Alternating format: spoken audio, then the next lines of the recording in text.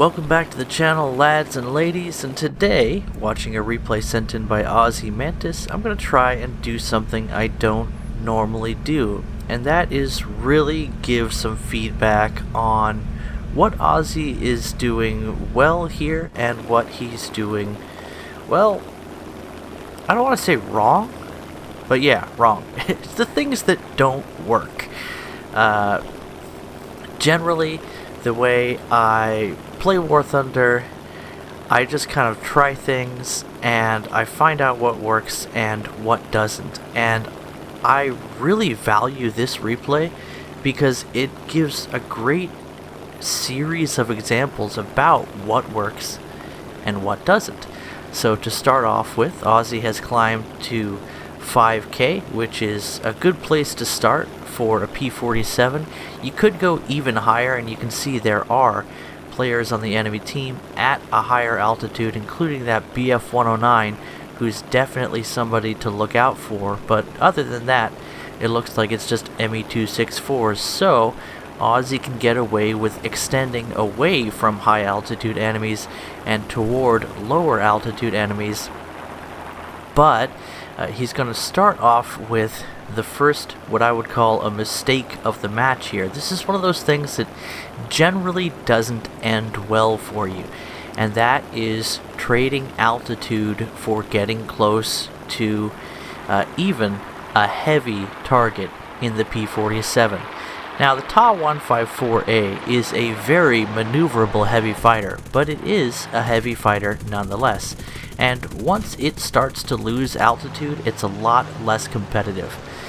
You can see that, for lack of a better term, Ozzy got a little too horny there, and he traded a lot of altitude going off against that Ta-154, and then he did something that I'm going to call Catholic defensive maneuvers, and that is you basically just lay there and hope the enemy doesn't get too horny when he gets a look at your booty. Otherwise, you're getting lit up. Ozzy, you gotta work on your defensive maneuvers, man. Picture yourself in the enemy cockpit, and just when they're about to get guns on target, move literally anywhere. And after doing that for a while, you'll figure out which maneuvers are more effective and which ones are less effective. But the least effective maneuver is to fly in a straight line when the enemy is about to get guns on target. If that Ta-154 was a better aim, especially if he was using stealth rounds, Ozzy would have been dead in the first few minutes of the combat. But that's not the case, and now that Ta has two allied fighters on him, this is the time for Ozzy to pull away and regain some energy. But he's going to go for that P-47. Now, I also saw some kind of fighter turning below him, and it looked German, but I couldn't get a good look at it, and the match is going to continue on from this point, so I'm not sure what that was passing close to him.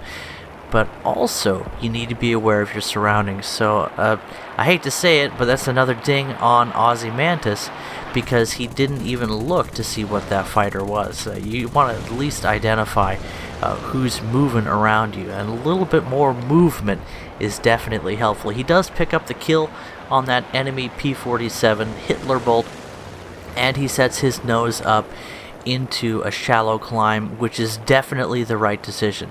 Now he's in a turn though, and he's heading directly for both a Focke-Wulf and a BF-109 that have serious energy advantages on him, and that is the worst decision that you could make. I can't think of a worse thing to do, because now he's on low speed and that 109 is coming directly for him.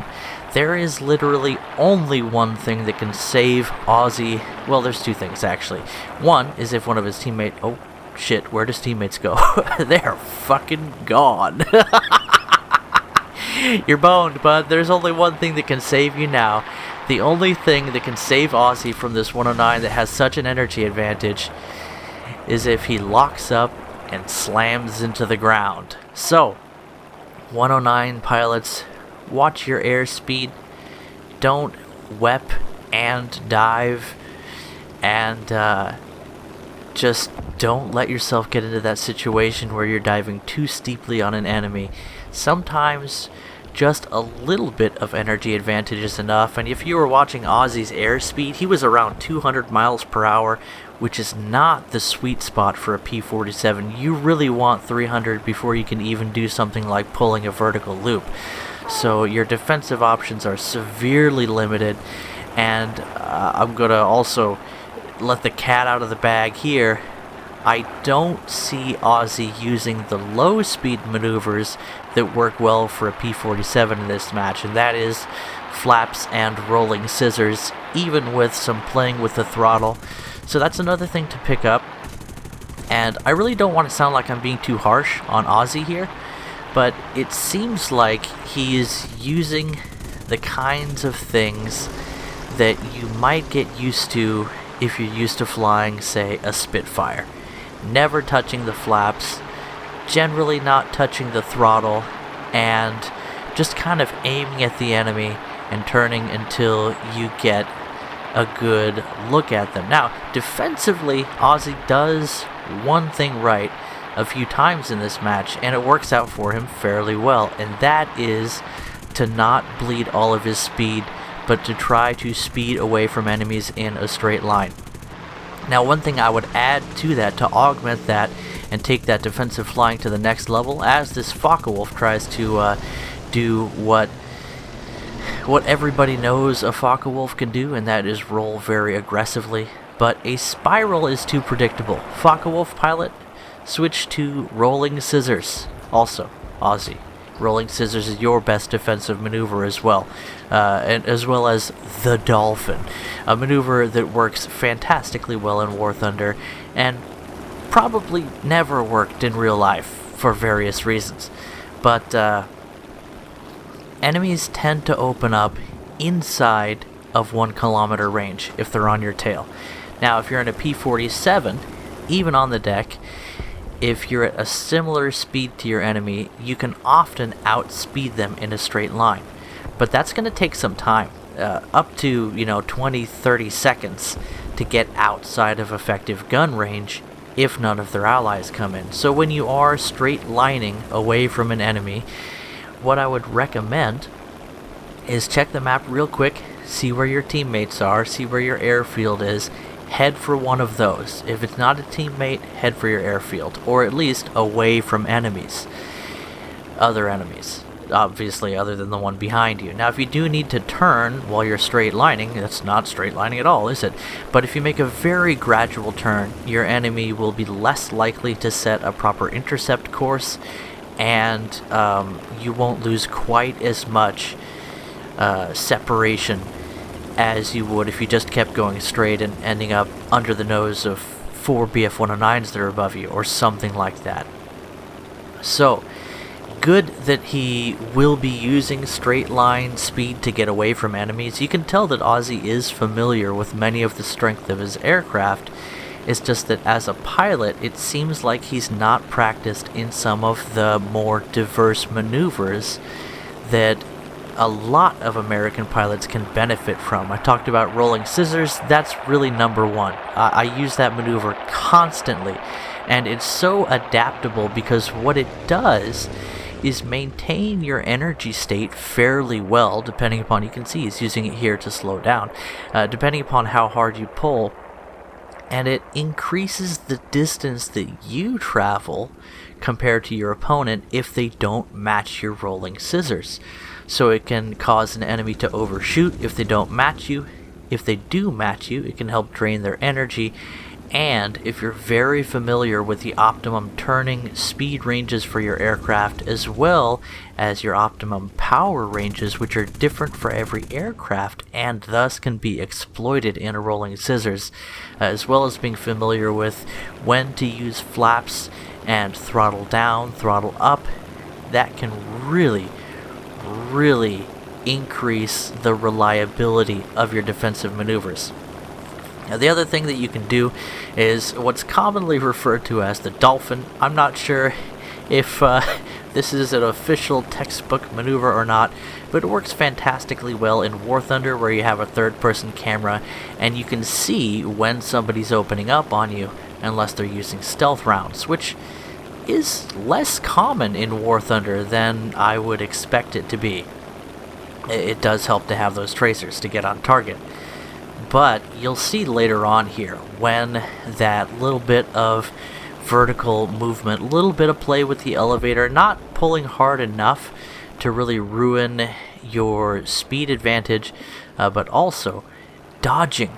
Dodging helps, especially once the enemy gets you ranged in with their cannons.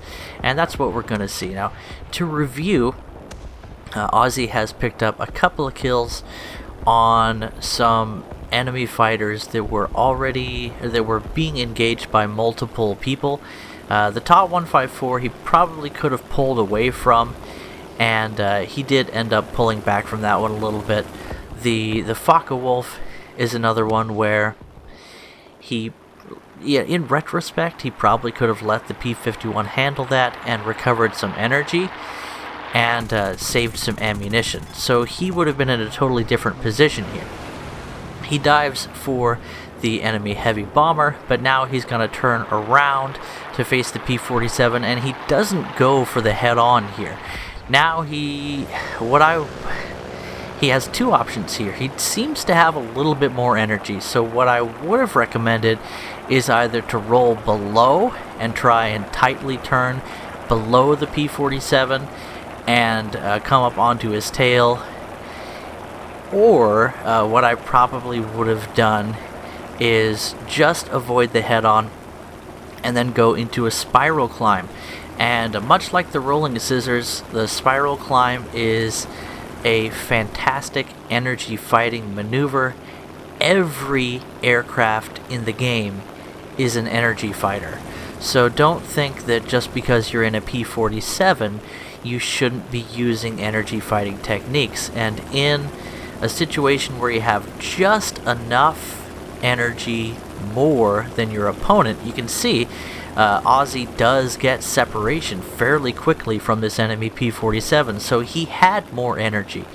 He could have used that to stay close to the P-47, but just outside the range of his guns, by going into a spiral climb and then rolling over just as his opponent was starting to stall out, which would give him a perfect and easy kill shot.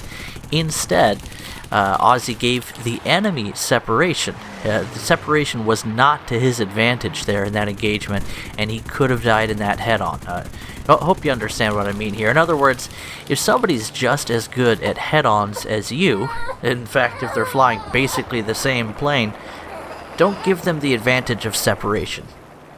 Stay tight, but bring them into the vertical, into a spiral climb, so you start to climb, and as soon as the enemy's just about to get guns on target, you start pulling on that elevator, bringing them up into the spiral, and within a few seconds they'll be drained of energy if they're in well, something that you're capable of draining of energy. Again, you wouldn't want a spiral climb against a BF-109 that has more energy than you, or a Focke-Wulf 190 in the same situation. But P-47 versus P-47, if you're the faster one and you've just avoided a head-on, so you're side to side at that point, you can try to turn onto his tail, which might work, or you can spiral climb. Would not recommend trying to get separation, because you've just taken a situation where you have all the advantages and traded it for one where neither one of you has the advantage, and the victory goes to whoever gets lucky with the 850 cals first, or neither of you. As in a samurai shobu, it's often a draw, as both poor fools bleed out on the sand.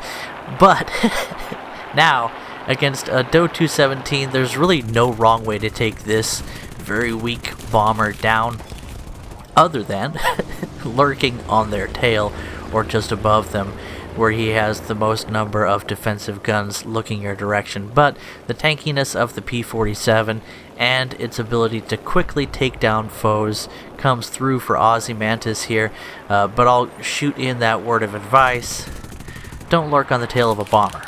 There's pretty much no bomber where it's absolutely safe to lurk on their tail, and the Do 17 is definitely not one of them, especially in a situation where you've got a BF-109 turning onto your tail. So, What's Ozzy doing here? First off, he lets the 109 turn, which is going to bleed some of that speed from the 109. And coming into this engagement, I felt like the 109 had an energy advantage. That was just the impression that I got. But I guess it was close enough that Ozzy's able to outspeed the enemy here.